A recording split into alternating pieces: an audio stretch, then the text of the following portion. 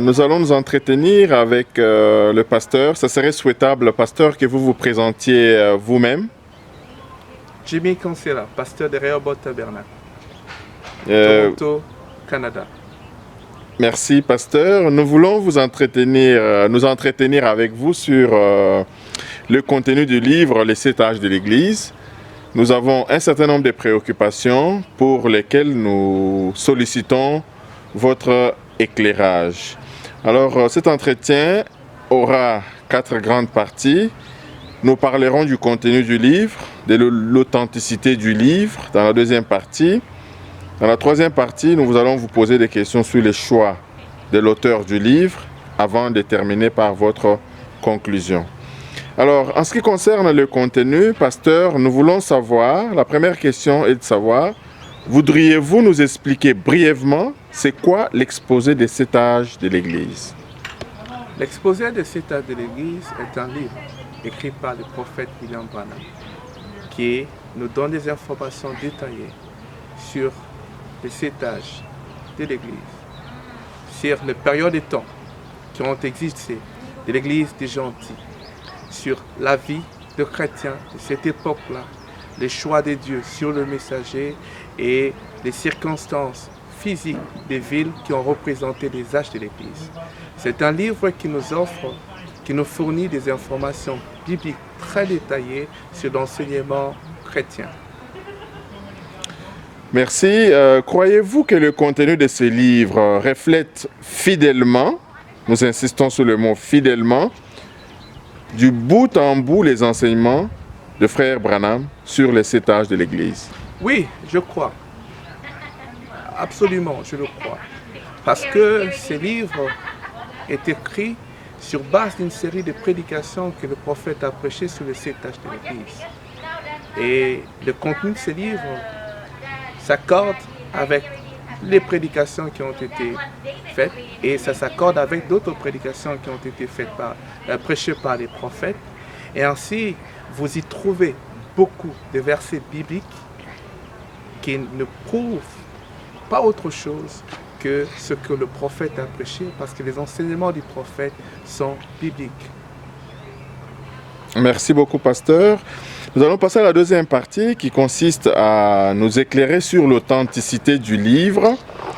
Alors, première question, c'est qu'est-ce qui pousse certains frères aujourd'hui à renier l'authenticité du livre de l'exposé des 7 âges de l'Église, d'après vous? D'après moi, ce qui pousse certains frères à renier l'authenticité de ces livres serait ceci. Pour commencer, nous savons que Frère Branham n'était pas un homme instruit. Pour écrire un livre avec une telle grammaire et un niveau de langue très élevé. En plus de cela, ce livre a été rendu public plus après la mort du prophète. Et les gens pensent que entre sa publication et l'impression ou le temps d'écrire, l'écriture des livres, il y a des choses qui ont été injectées. Permettez-moi de dire ceci, que le prophète a connu l'accident en décembre 1965. Mais en novembre 1965, il parlait de la première impression du livre, exposé des 7 âges de l'Église. Tout, évidemment, s'est arrêté après l'accident et on a réimprimé les livres après sa mort. Et c'est un sujet de contestation pour certaines personnes. Merci, pasteur. Certains frères estiment que l'auteur choisi par le prophète Livals aurait, selon eux, injecté certaines doctrines contraires au message du Branham dans le livre des 7 âges de l'Église. Je n'y crois pas. Forcément non. Parce que ce livre a été écrit avec la collaboration du prophète lui-même. Pendant 2 ans, frère Levi et les prophètes ont discuté de tous les détails contenus dans le livre. Bien plus, le pasteur Peregrine rend témoignage qu'il lisait ces livres pour le prophète avant qu'il ne soit publié. Et vous pouvez suivre ces témoignages dans cet ouvrage ici, Generation. Faut-il encore avouer ceci, que le premier choix du prophète pour écrire ces livres se portait sur une sœur du nom de Anna Jean Moral Rights. Vous pouvez trouver ce témoignage par le frère Levi dans cet ouvrage Genealogy. Merci, pasteur. Mais parmi les points de contestation dans cet ouvrage figure la prédiction concernant l'année 1977 en relation avec l'enlèvement de l'Église. Voudriez-vous nous éclaircir un peu? Que voulait réellement dire le prophète là-dessus? L'enlèvement devrait-il avoir lieu en 1967? Oui, ça c'est un grand sujet de contestation, de troubles. Et beaucoup, après 77, ont dit que William Branham était un faux prophète. Mais écoutez, le prophète n'a pas dit qu'il prophétisait. Il a dit « je prédis ». Suite aux visions qui lui ont été montrées par Dieu et l'enchaînement des événements qui s'en suivaient, il a prédit que 77, ça serait la fin du système. Il n'a pas dit que l'enlèvement aurait lieu à 77. Permettez-moi d'ajouter ceci. Dieu a visité Abraham et lui a dit, ta postérité sera esclave en Égypte, et moi l'Éternel, je les délivrerai après 400 ans. Nous savons tous que 400 ans passés, Dieu est allé le visiter 40 ans plus tard. Vous voyez, ça relève de la souveraineté de Dieu. Moïse nous l'a dit. Mais quand Dieu a accompli sa parole, il a accompli en son temps et la manière dont il a voulu. Merci beaucoup, pasteur. Nous voulons entamer l'avant-dernière partie de nos préoccupations, c'est-à-dire le choix du docteur Lee Wald, qui est l'auteur de ces livres. Alors, on veut savoir pourquoi le prophète a-t-il porté son choix sur le frère Lee Wald pour rédiger cet ouvrage? N'y avait-il pas d'autres frères aussi instruits à l'époque au Branham Tabernacle capables de faire ce travail? Oui, je crois qu'il pourrait y avoir d'autres frères.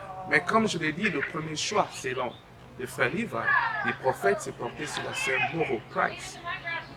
Mais frère Levi, comme vous le savez, c'était un homme instruit, c'était un théologien, de versets dans les Écritures. Et avec le prophète, ils ont eu de longues discussions pendant 2 ans, discutant des Écritures, aussi de l'écriture de ces livres.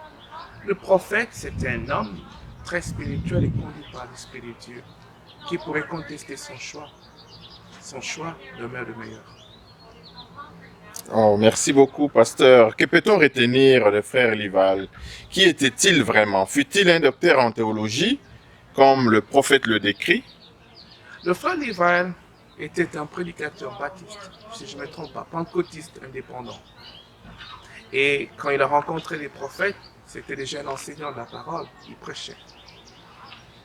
Et en rencontrant les prophètes, le prophète l'appelle docteur Levi.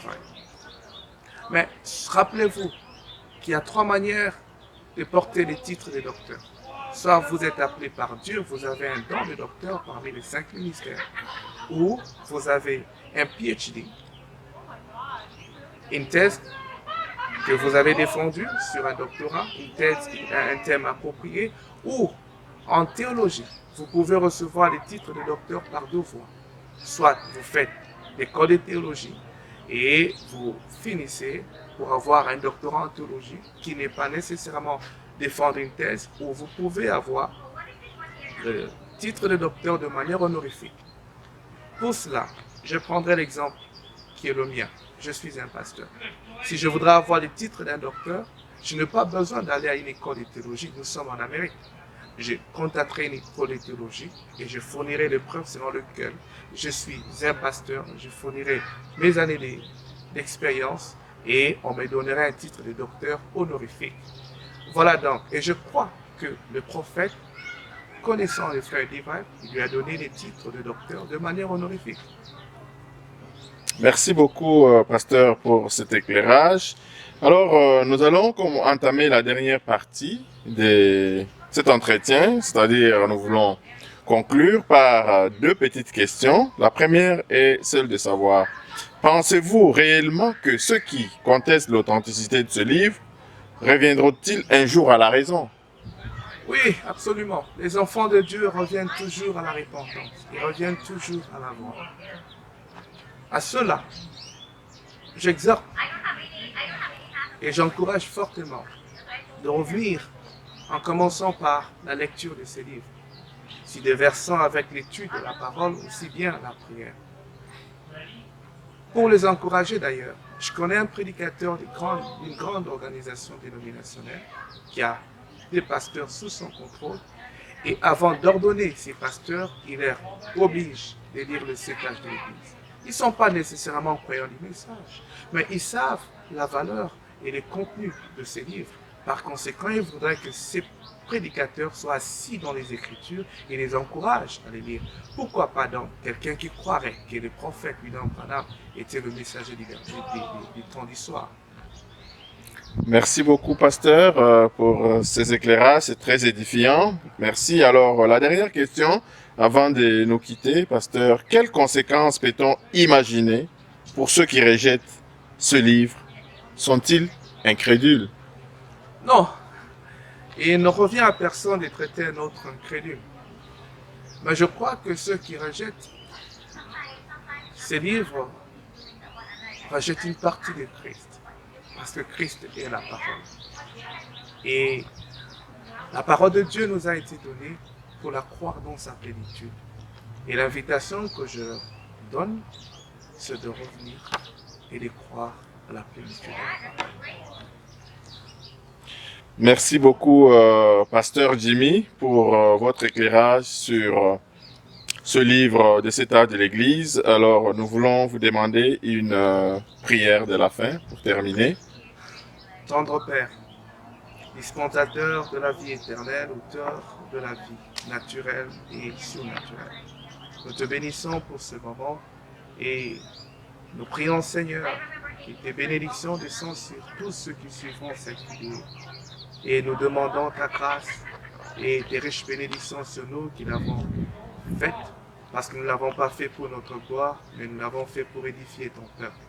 Puisse, ô Dieu notre Père, tes bénédictions se répandre sur chacun d'entre nous, parce que nous l'avons demandé en prière au nom de Jésus-Christ. Amen. Amen.